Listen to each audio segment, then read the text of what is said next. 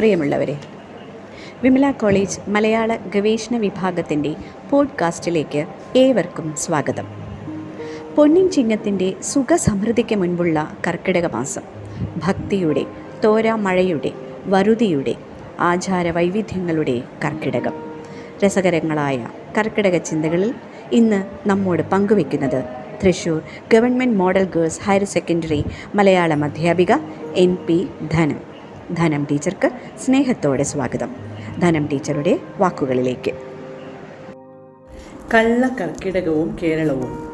ഒരു ജനതയുടെ സംസ്കാര രൂപീകരണത്തിൽ ആചാരങ്ങൾക്കും വിശ്വാസങ്ങൾക്കുമുള്ള പങ്ക് നിസ്സീമമാണ്.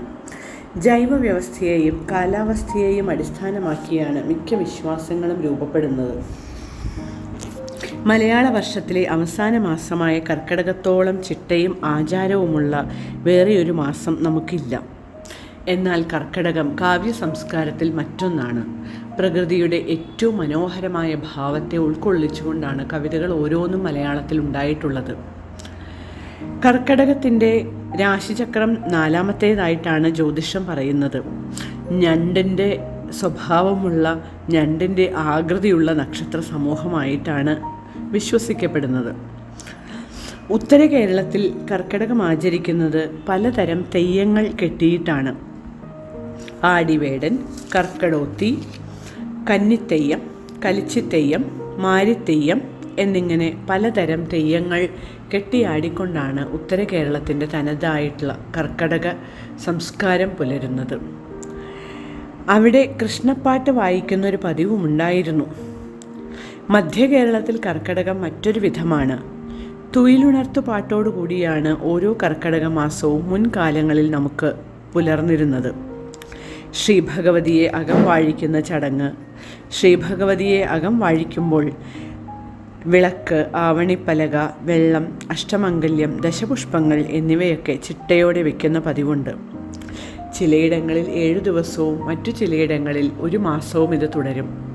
കർക്കിടകം എന്ന ദുർഘട മാസത്തെ കടന്നുകൂടാനായി പല വിധത്തിലുള്ള സൽക്കർമ്മങ്ങൾ ചെയ്യുക എന്ന ഒരു വിശ്വാസത്തിൽ നിന്നാണ് ഇത്തരം ആചാരങ്ങൾ നിലനിന്നിരുന്നത് എന്ന് നമുക്ക് മനസ്സിലാക്കാം. ദശപുഷ്പങ്ങൾക്ക് പേര് മാറ്റങ്ങളുണ്ട്, ദേശഭേദങ്ങളുണ്ട്. എങ്കിലും പൊതുവായി കറുക, ചെറുള, പൂവാങ്കുറുന്തല, വിഷ്ണുക്രാന്തി, നിലപ്പന, മുക്കുറ്റി, മുയൽച്ചെവി, കഞ്ഞുണ്ണി, ഉഴിഞ്ഞ, തിരുതാളി എന്നിവയാണ് പൊതുവെ മധ്യകേരളത്തിൽ ഉപയോഗിക്കുന്ന ദശപുഷ്പങ്ങൾ. കർക്കിടക മാസത്തിലെ മുപ്പട്ട വെള്ളിയാഴ്ച പ്രധാനപ്പെട്ടൊരു ദിവസമാണ്. മുപ്പട്ട എന്നാൽ ഇന്ന് നമുക്ക് അപരിചിതമായൊരു വാക്കായിരിക്കും. ഒരു മാസത്തിലെ ആദ്യത്തെ വെള്ളിയാഴ്ചയും ചൊവ്വാഴ്ചയും ഒക്കെ ഭഗവതി ക്ഷേത്രങ്ങളിൽ പ്രധാനമായതുകൊണ്ട് മുപ്പട്ട ചൊവ്വാഴ്ച, മുപ്പട്ട വെള്ളിയാഴ്ച എന്നിങ്ങനെ വിശേഷപ്പെട്ട ദിവസങ്ങളായി കണക്കാക്കിയിരുന്നു.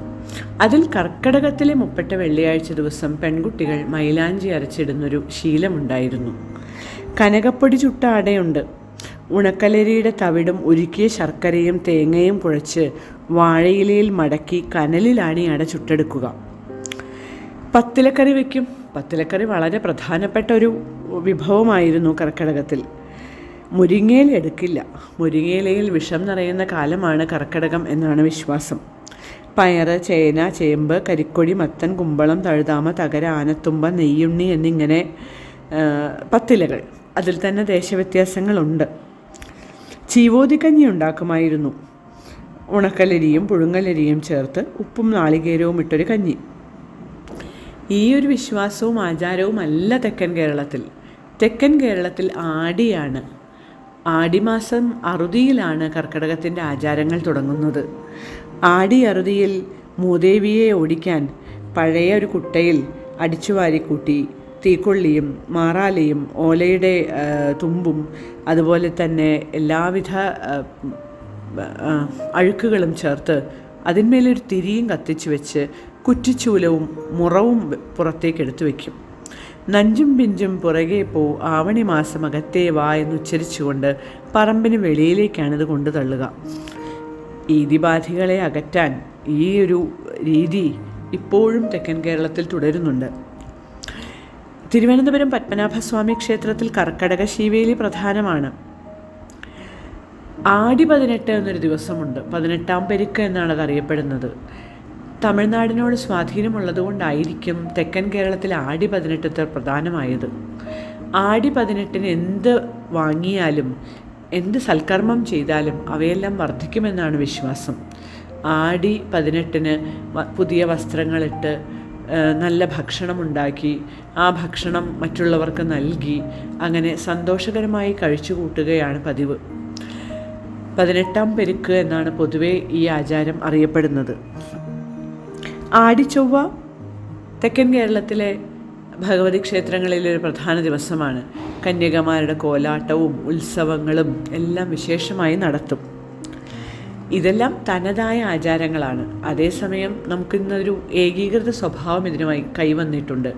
കർക്കിടകത്തിലെ ചികിത്സ, മരുന്ന് കഞ്ഞി, അതുപോലെ തന്നെ രാമായണ പാരായണം, പിന്നെ അതുപോലെ കർക്കിടക വാവിൻ്റെ അനുഷ്ഠാനങ്ങൾ, ഇവയ്ക്കെല്ലാം എല്ലായിടത്തും ഉണ്ടായിരുന്നതാണെങ്കിൽ പോലും കേരളം ഒന്നാകെ ആചരിക്കപ്പെടുന്ന വിശേഷങ്ങളായി ഇവ മാറിയിട്ടുണ്ട്.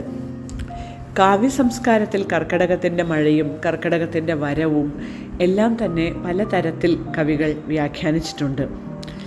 ഇതാ വീണ്ടും ഒരു കർക്കിടകം വന്നിരിക്കുന്നു. കാവാലത്തിൻ്റെ വരികളിലൂടെ പറഞ്ഞാൽ കർക്കിടകത്തേവരുടെ എഴുന്നള്ളത്താണ്. കറുകറേ കാർമൂകിൽ കൊമ്പനാന പുറത്താണ് നമ്മുടെ കർക്കിടകത്തേവർ എഴുന്നള്ളുന്നത്.